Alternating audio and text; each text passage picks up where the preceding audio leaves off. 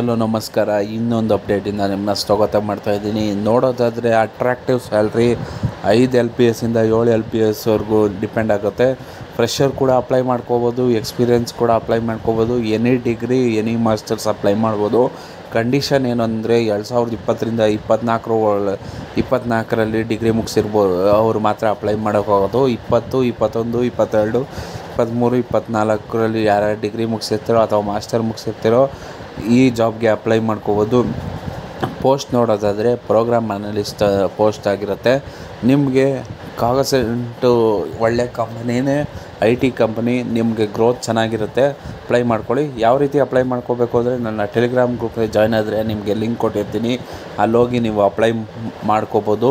Easy ಇರುತ್ತೆ process. Apply ಮಾಡ್ಕೊಳ್ಳಿ. ಯಾರ್ಯಾರು ನಿಮ್ಮ ಫ್ರೆಂಡ್ಸು ಮತ್ತು ಸ್ನೇಹಿತರು ಜಾಬ್ ಹುಡುಕ್ತಾ ಇರ್ತಾರೋ ಅವ್ರಿಗೆ ಶೇರ್ ಮಾಡಿ, ಅವ್ರಿಗೂ ಹೆಲ್ಪ್ಫುಲ್ ಆಗಿ. ಧನ್ಯವಾದಗಳು ವಿಡಿಯೋ ನೋಡಿದ್ದಕ್ಕಾಗಿ.